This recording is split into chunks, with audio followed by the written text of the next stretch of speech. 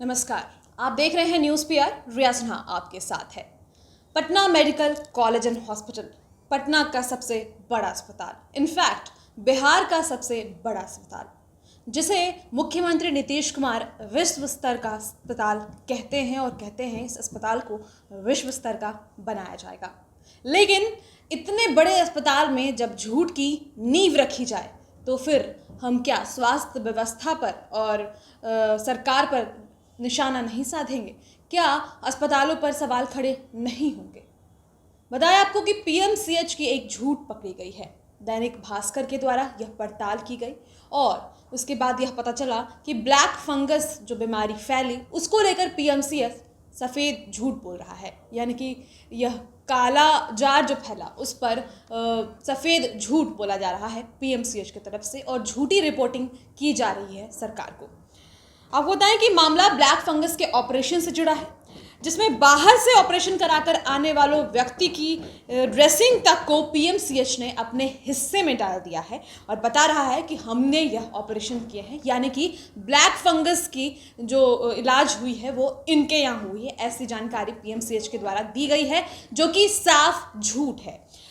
ऐसा इसलिए कह रहे हैं क्योंकि पीएमसीएच के पास ब्लैक फंगस की सर्जरी के लिए जो जरूरी मशीन है वो है ही नहीं।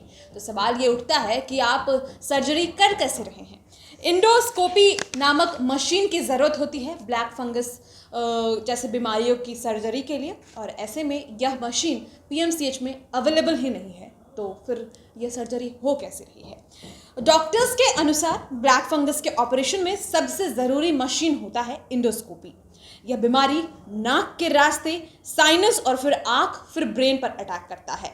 नाक से आगे बढ़ते ही बीमारी काफ़ी गंभीर हो जाती है, जिसको लेकर सर्जरी किया जाता है और जिसके बाद इंडोस्कोपी मशीन की ज़रूरत पड़ती है और उसी से सर्जरी की जाती है।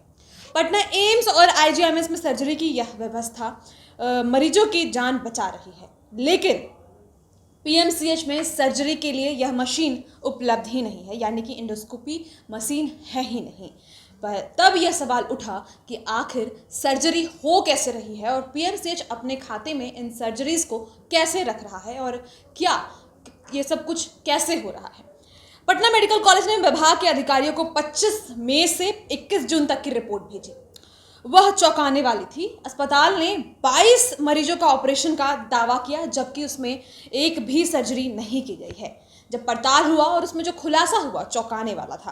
पीएमसीएच में कुल 80 ब्लैक फंगस के मरीज भर्ती हुए थे। 8 को डिस्चार्ज किया गया। 4 इलाज से ठीक नहीं होने के कारण भाग गए। अब तक 6 मरीजों की इससे मौत हो चुकी है। अस्पताल के फर्जीवाड़ों को आपको हम 2 केस के दास्तानों से समझाएंगे। पहला केस जो था वो वैशाली के अरविंद का ऑपरेशन पीएमसीएच में नहीं हो पाया था। वह बाहर से कराकर आया, पहले उसे डिस्चार्ज किया गया, बाद में नए रजिस्ट्रेशन पर भर्ती किया गया। उसके ऑपरेशन को भी अपने खाते में इन्होंने जोड़ दिया। जो केस 2 थी वो मधुबनी की थी। मधुबनी के रहने वाले केवल राय के ऑपरेशन के लिए पीएमसीएच ने डिस्चार्ज दिखाया। जब वो बाहर ऑपरेशन कराकर आएगा तो उसे दोबारा नए रजिस्ट्रेशन पर भर्ती किया जाएगा, ऐसा लिखा गया और पीएमसीएच ने यह चीज़ें की। ऑपरेशन के लिए रेफर नहीं डिस्चार्ज कर दिया जाता है पीएमसीएच के द्वारा, और यह जो गड़बड़ियां हैं वो सामने आती है। इस पर 4 सवाल उठता है। ब्लैक फंगस के किस तरीके का ऑपरेशन यहाँ किया गया है? अगर आपने लिखा है कि आपने ऑपरेशन किया है तो किस तरीके का ऑपरेशन किया है?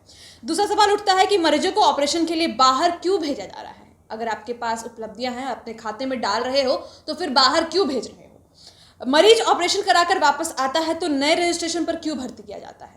अगर आपने उस मरीज को बाहर भेजा है ऑपरेशन के लिए, तो फिर जब वो वापस आते हैं तो उसे नए रजिस्ट्रेशन पर क्यों रखा जाता है? और चौथा सवाल, किन किन मरीजों को सर्जरी की है और इसमें कौन कौन डॉक्टर शामिल हुए हैं? इन 4 सवालों के अगर जवाब मिल गए तो फिर यह पता चल जाएगा कि ये फर्जीवाड़ा है या फिर सच में पीएमसीएच ने ऐसी कोई सर्जरी ऑपरेशन किया है। हालांकि पड़ताल के अनुसार पीएमसीएच झूठ बोल रहा है और झूठी रिपोर्ट सरकार को सौंप रहा है, और इसके बाद पटना के बिहार के सबसे बड़े अस्पताल के फर्जीवाड़े की बात सामने आ रही है, आरोप लग रहे हैं। तो फिलहाल इस वीडियो में इतना ही, और भी खबरों के लिए आप न्यूज़ पीआर के साथ बने रहें। धन्यवाद।